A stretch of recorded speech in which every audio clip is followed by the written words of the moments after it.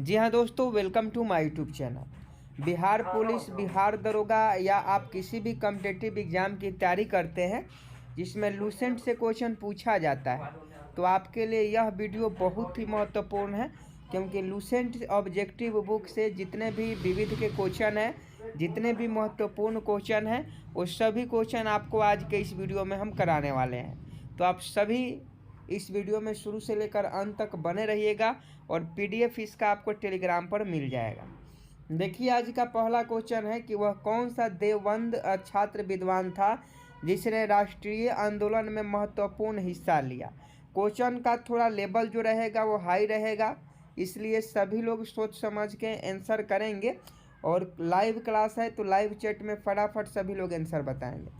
तो जल्दी से बताइए कि वह कौन सा देवबंद छात्र विद्वान था जिसने राष्ट्रीय आंदोलन में महत्वपूर्ण हिस्सा लिया। तो इसका सही जवाब अगर अबुल कलाम आज़ाद ऑप्शन ए बता रहे हैं तो आपका बिल्कुल राइट आंसर हो जाएगा।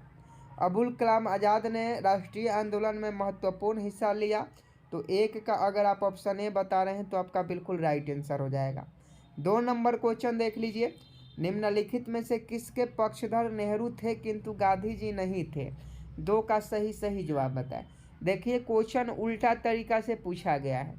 क्वेश्चन सीधा पूछा जाता तो सभी लोग जवाब दे देते, लेकिन वही क्वेश्चन का जो लैंग्वेज है थोड़ा सा घुमा दिया जाए तो बहुत सारे बच्चे कंफ्यूज हो जाते हैं, इसलिए सभी लोग सही जवाब देंगे।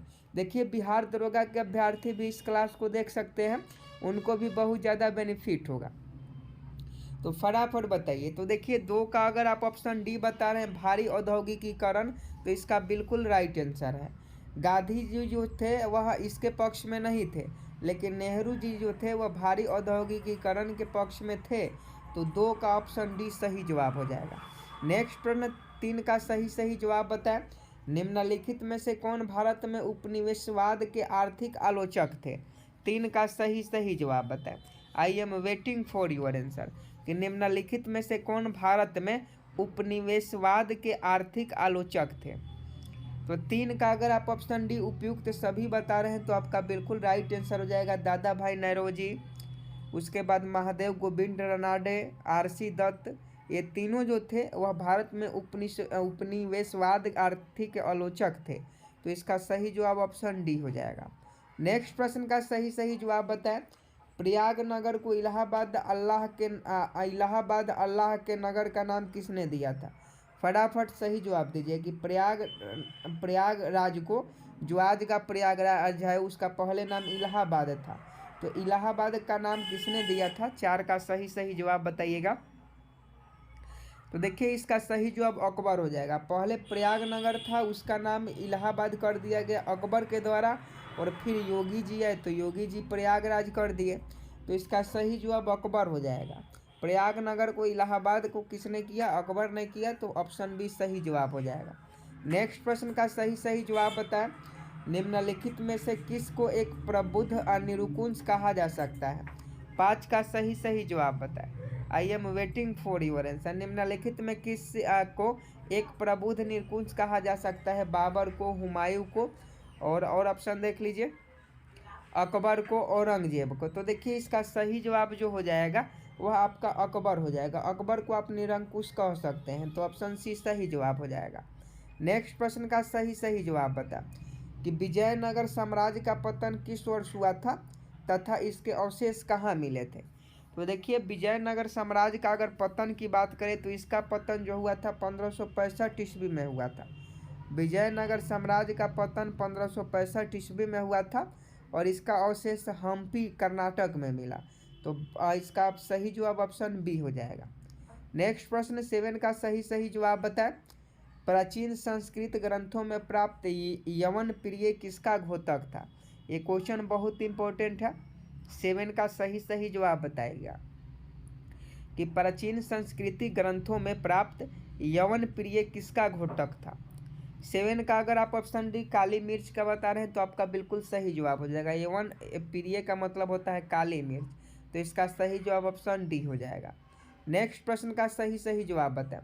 उस स्रोत का नाम बताएं जो प्राचीन भारत के व्यापारिक मार्गों पर मौन है। फटाफट इस प्रश्न का सही जवाब बताएं कि उस स्रोत का नाम बताएं जो प्राचीन भारत के व्यापारिक मार्गों पर मौन है। देखिए क्वेश्चन थोड़ा सा उलट फेर दिया है, तो कंफ्यूज नहीं होना है, ध्यान से पढ़िएगा, ध्यान से बताने का प्रयास करिएगा तो बिल्कुल आप सही बताइएगा। तो 8 का ऑप्शन बी हो जाएगा मिली दिन पनाहो। मिली दिन पनाहो जो है वह बिल्कुल राइट आंसर हो जाएगा। 8 का ऑप्शन बी सही जवाब है। नेक्स्ट प्रश्न का सही जवाब बता। 9 नंबर की निम्नलिखित में से किस मौर्य राजा ने ढक्कन की विजय प्राप्त की थी? 9 का सही जवाब बता। I am waiting for your answer कि निम्नलिखित में से किस मौर्य राजा ने ढक्कन की विजय प्राप्त की थी? तो 9 का अगर आप ऑप्शन बी चंद्रगुप्त बता रहे हैं तो आपका बिल्कुल राइट आंसर हो जाएगा चंद्रगुप्त मौर्य। चंद्रगुप्त मौर्य ने ढक्कन की विजय प्राप्त की थी, तो 9 का ऑप्शन बी सही जवाब हो जाएगा। नेक्स्ट प्रश्न का सही जवाब बताए 10 नंबर कि केवल वह स्तंभ जिसमें अशोक ने स्वयं को मगध का सम्राट बताया था, उस स्तंभ का नाम क्या था? आपको उस स्तंभ का नाम बताना है जिसमें अशोक ने स्वयं बताया था कि मगध का सम्राट मतलब अशोक ने स्वयं कहा था कि हम जो है मगध के सम्राट हैं। तो फटाफट 10 का सही जवाब बता। तो उस स्तंभ का नाम देखिए, उस स्तंभ का नाम भाबरू स्तंभ था। भाबरू स्तंभ उस का नाम था, तो इसका सही जवाब ऑप्शन डी हो जाएगा। इसी स्तंभ में, भाबरू स्तंभ में अशोक ने बताया था कि वह मगध का सम्राट है। नेक्स्ट प्रश्न 11 का सही जवाब बताएं, बहुत इंपॉर्टेंट है। देखते हैं कितने बच्चे इस प्रश्न का सही जवाब बताते हैं कि भारत की सर्वोच्च पर्वत चोटी कौन सी है? 11 का सही जवाब बताएं, भारत की सर्वोच्च पर्वत चोटी कौन सी है? फटाफट इस प्रश्न का सही जवाब बताएं कि भारत की सर्वोच्च पर्वत चोटी कौन सी है, याद रखिएगा। नेक्स्ट प्रश्न का सही जवाब बताएं, वायुमंडल कई प्रकार के गैसों के मिश्रण से बना है? वायुमंडल कई प्रकार के गैसों के मिश्रण से बना है। पृथ्वी के नज़दीक वायुमंडल में मुख्यतः कौन सी गैस पाई जाती है? फटाफट बताइएगा कि पृथ्वी के नज़दीक वायुमंडल में मुख्यतः कौन सी गैस पाई जाती है? तो इसका सही जवाब नाइट्रोजन एवं ऑक्सीजन हो जाएगा। पृथ्वी के नज़दीक जो है मुख्यतः नाइट्रोजन और ऑक्सीजन गैस पाई जाती है, तो 12 का ऑप्शन है बिल्कुल राइट आंसर हो जाएगा। नेक्स्ट प्रश्न का सही जवाब बताइएगा। क्वेश्चन पूछा जाता है कि निम्नलिखित जलडमरू मध्य में से किस एक से निकाली गई सुरंग यूनाइटेड किंगडम ऑफ फ्रांस को जोड़ती है? फटाफट सही जवाब बताएं कि 4 जलडमरू मध्य दिया गया है, तो निम्नलिखित जलडमरू मध्यों में से किस एक से निकाली गई सुरंग यूनाइटेड किंगडम और फ्रांस को जोड़ती है? तो 13 का अगर आप ऑप्शन सी डोवर जलडमरू मध्य बता रहे हैं तो आपका बिल्कुल राइट आंसर हो जाएगा। डोवर जलडमरू मध्य आपका बिल्कुल राइट आंसर हो जाएगा। डोवर जलडमरू मध्य जो है वह एक सुरंग से निकाली गई है जो यूनाइटेड किंगडम और फ्रांस को जोड़ती है। नेक्स्ट प्रश्न का सही जवाब बताएं कि ज्योग्राफी का क्वेश्चन है, संसार का सर्वाधिक सक्रिय ज्वालामुखी कौन है? क्वेश्चन बहुत इंपॉर्टेंट है, कई बार एग्जाम में पूछा भी गया है कि संसार का सर्वाधिक सक्रिय ज्वालामुखी कौन है? तो देखिए 14 का अगर आप ऑप्शन सी किलियू बता रहे हैं तो आपका बिल्कुल राइट आंसर। संसार की सबसे जो सक्रिय ज्वालामुखी है वो किलियू है, कोटोपैक्सी नहीं है। तो 14 का ऑप्शन सी सही जवाब हो जाएगा। नेक्स्ट प्रश्न 15 का सही जवाब बताइए, ग्वादर पतन किस देश में है? ग्वादर पतन किस देश में है? फटाफट 15 का सही जवाब बताएं।